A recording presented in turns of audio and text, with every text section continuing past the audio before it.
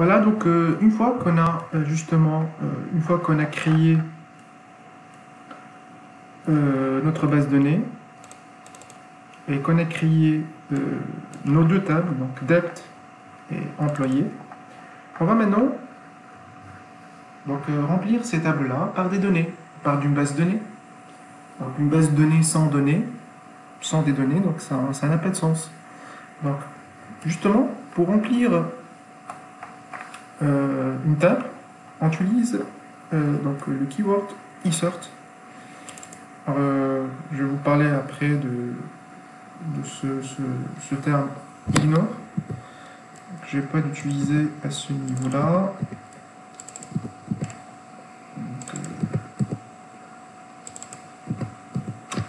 Vous savez, je vais taper CTRL F, replace, find and replace. Et à chaque fois que vous retrouvez le mot ignore, vous le remplacez par la chaîne 8. Normalement, ça va. Voilà, je n'ai plus le mot ignore. Bref, donc là, justement, pour insérer des données dans une table, la syntaxe elle est très simple.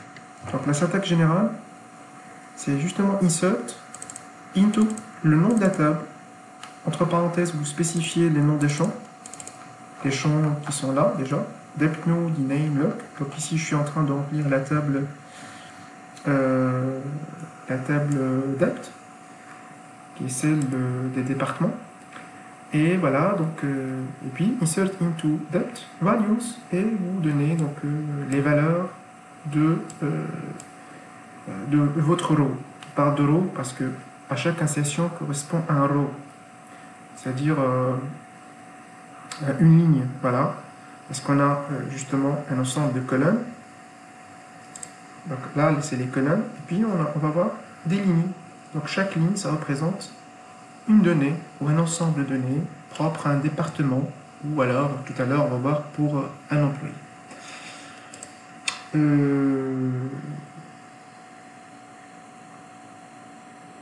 Donc justement, voilà.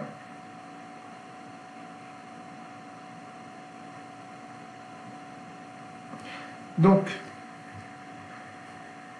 c'est clair, donc ici, d'une façon générale, c'est insert into le nom de la table, entre parenthèses, les champs, values, et vous mettez les valeurs. Ici, c'est 10 pour dire le numéro du département, c'est 10. Le nom, c'est accounting, c'est pour tout ce qui est normalement comptabilité. Dname, pour dire, je pense qu'il y a un champ manquant. Non, c'est bon. Alors, voilà, dname pour dire, donc voilà, le accounting pour le champ dname. Et la localité, c'est New York. D'accord? Alors, je vais exécuter, juste pour montrer après que... voilà. Donc, je vais exécuter ça. On va voir ce que ça donne comme résultat. Donc, on est là. Insert into... Donc, one row affected. Donc, je vais voir justement ce que j'ai comme résultat. Donc, pour ce faire, vous allez directement dans la table dept et vous mettez, par exemple, select rows. Vous voyez qu'on a déjà ce row-là qui existe dans la table dept avec les valeurs 10, accounting, New York, pour respectivement les champs deptNow, dname et localité. Très bien. Donc, pourquoi en fait j'ai fait ça? Pour vous dire que l'insertion se fait de cette sorte-là. Bref, donc je vais fermer ça. Je vais revenir...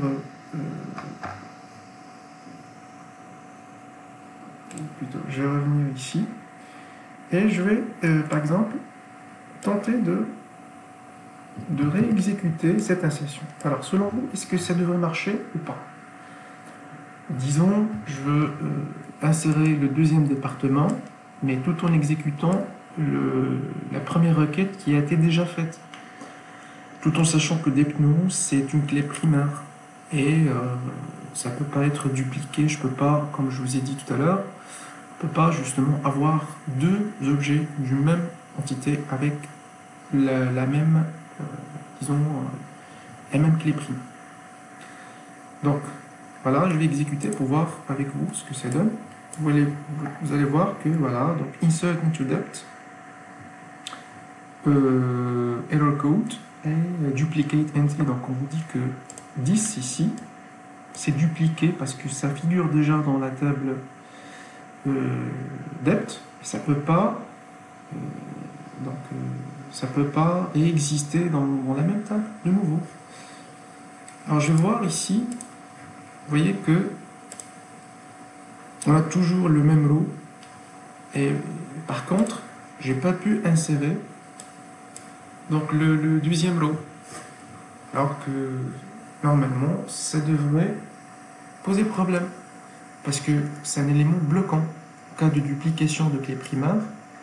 Donc ceci m'a empêché d'exécuter le reste du code, d'où l'usage de ignore. Donc ignore, ça permet justement voilà, même s'il y a une duplication de clés, ça va ignorer donc, ce row-là et passer tout de même à exécuter le second row. D'accord? Vous voyez? Donc, on va essayer de nouveau avec cet ajout-là. Vous voyez que c'est vrai que ça vous indique qu'on a déjà une clé primaire redondante. Ceci n'a pas empêché d'exécuter cela. Donc j'ai déjà normalement le deuxième lot avec la valeur 20 pour le numéro du département, la chaîne eSearch pour le nom du département et la localité Dallas. D'accord? On peut vérifier ensemble en faisant un select. Vous voyez que j'ai déjà deux rows dans ma table dept. Alors je reviens dans ceci, donc je vais exécuter de la même manière toutes les autres valeurs, donc tout en mettant ignore comme préfixe avant into pour justement ne pas avoir de blocage lors de l'exécution de mon script. Normalement je devrais avoir 4 départements et pour les employés pareil, je devrais avoir 14 employés. Normalement, pour les employés, on a ici, par exemple, donc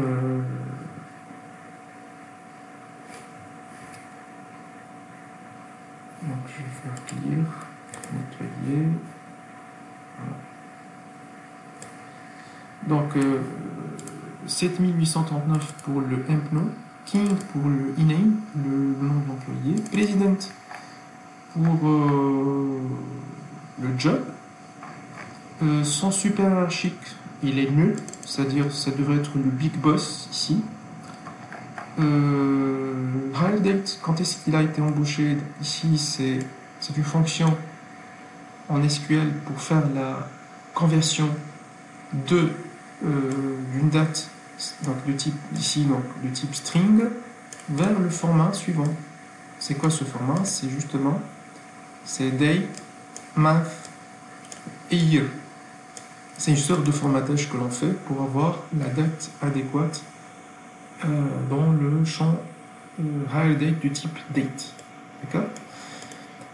5000 c'est quoi? 5000 c'est le salaire. La commission c'est nul, il n'y a pas de commission. Et les départements auxquels appartient le premier employé, c'est le département 10. Voilà. Autre chose importante que j'ai oublié de vous dire, c'est que vous devrez absolument respecter l'ordre d'introduction des données pour la section values. Donc c'est hors de question de substituer l'ordre de deux champs ou voilà, mettre l'un devant ou après l'autre. Donc vous devriez absolument garder cette même ordre là. D'accord? Vous pouvez me poser la question justement pourquoi est-ce qu'ici j'ai mis entre parenthèses les noms des champs alors qu'ici j'ai pas mis. C'est pas un problème. Si vous mettez pas les champs entre parenthèses, alors vous êtes dans l'obligation de mettre toutes les données sans exception. C'est-à-dire ici, je devrais avoir 1, 2, 3, 4, 5, 6, 7, 8. Je devrais absolument avoir 8 valeurs ici. Donc 2, 3, 4, 5, 6, 7 et 8. Par contre, si vous spécifiez par exemple les 3 premiers champs uniquement, vous avez le droit de le faire. Donc, vous pouvez mettre values des 3 premiers uniquement. Toutes les autres valeurs, ça va être affecté par la valeur nulle. D'accord? À moins que qu'il n'y ait pas de foreign key. Parce que si vous avez un foreign key, donc ça va poser problème. Donc ça va déclencher un bug indiquant que un foreign key, ça ne peut pas contenir la valeur nulle. D'accord? Donc on verra ça en détail plus tard. Sinon, ici, j'ai pu avoir la valeur nulle parce que justement, on vous indique que la commission, donc on n'a rien indiqué que c'est note nulle par exemple. D'accord? Si par exemple je mets ici note nulle, là vous indiquez que la commission n'est jamais nulle. Et si vous indiquez que la commission n'est jamais nulle, donc au moment de l'exécution, on va exécuter ensemble. On va voir ce que ça donnait.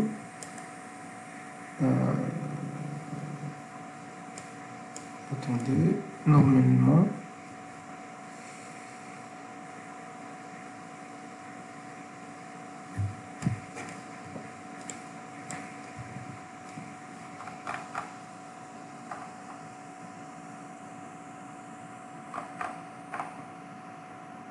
Bon, justement, c'est une erreur parce que là, ce que je viens de faire, c'est un alter table. C'est-à-dire, la structure que j'ai définie au départ, ça persiste.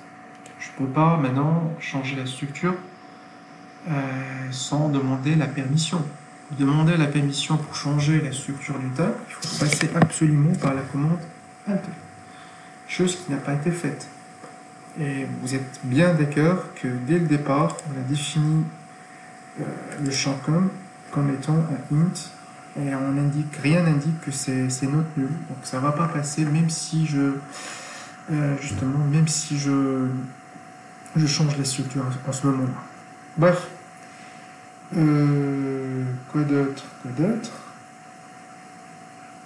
Donc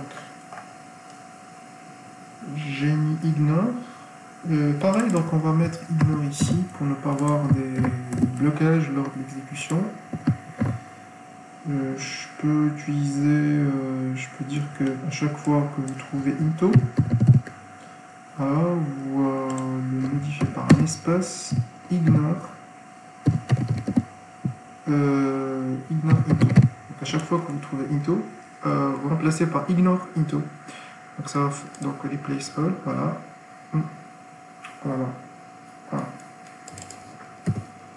Oui. Bon, c'est pas grave.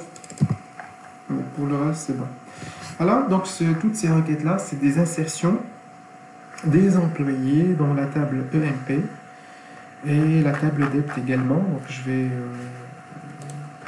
Et à la fin, vous avez donc une requête. Je vais l'expliquer plus tard.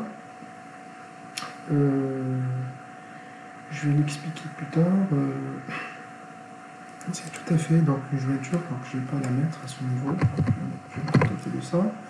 Et j'exécute. Donc qu'est-ce qu'il y a? Normalement il y a une erreur. Table depth already this. Justement, vous voyez donc là j'ai exécuté la totalité du code sans pour autant spécifier, pareil comme on a fait ici pour la database. On a dit, d'ailleurs c'est bien fait que je l'ai exécuté, donc on vous indique que on devrait indiquer justement lors de l'exécution que vous créez la table enterprise.depth if not exists. Si la table n'existe pas, vous la créez. Pareil ici, donc create table.mp if not exists. Alors, on va réexécuter, voilà, donc tout est en var. On a normalement toutes les exécutions des requêtes de création de la base de données, des deux tables dept et emp, ainsi que les insertions dans les tables emp et dept, sans aucun souci. Alors, je vais... Bon, là, j'ai perdu le code, donc je vais faire... Voilà. Puis, je vais faire un contrôle Y, maintenant...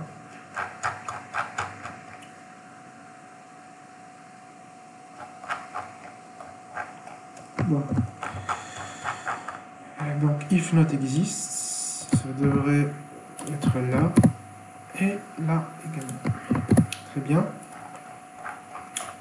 Alors, la requête. Cette requête-là, ça veut dire quoi? Ça veut dire que je devrais visualiser, select, c'est pour sélectionner. Donc, voilà, on va sélectionner le email, le dname, le job, le empno, le hardDate, la localité des tables emp et dept. Donc là, ces trois champs-là, plutôt ce champ-là, ename, empno, job, hardDate, localité, ça provient de la table emp. Tandis que dname, ça provient de la table dept. Donc on a déjà deux tables, emp et dept, puisque un employé, il appartient à un département. Alors, et on dit, voilà, on fait la jointure entre ces deux tables-là.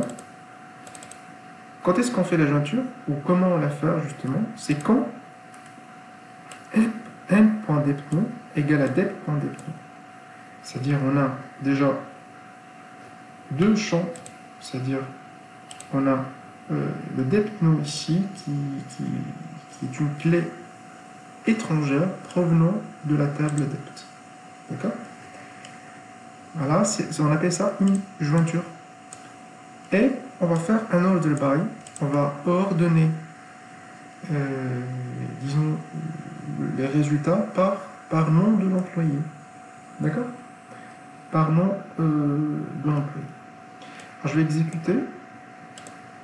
Et vous avez déjà tous ces résultats-là. C'est-à-dire chaque employé avec le département auquel il appartient, son job, son numéro, sa date d'embauche et la localité. Ah, tout à l'heure je me suis trompé, donc la localité, ça fait partie du département plutôt que de l'employé. D'accord? Donc loc et dname, ça provient de la table dept. Loc et dname, ça provient de la table dept. Donc, quand vous mettez autant de champs que vous désiriez, à moins que vous respectiez, c'est-à-dire vous reproduisez exactement le nom du champ. Je peux par exemple ajouter aussi, je sais pas, la commission, la valeur de la commission, et je peux réexécuter. Vous voyez, donc j'ai déjà des commissions, 300, 1400, une commission nulle, c'est alors 0, c'est pas. Et d'autres qui sont nulles. Il y a 500 ici. Et normalement, je devais avoir... voilà, donc c'est ça. C'est un peu ça. Quoi d'autre? Ça, c'est pour justement l'insertion de données dans une table de la base de données. Je vais détailler davantage les options de select dans le prochain tutoriel.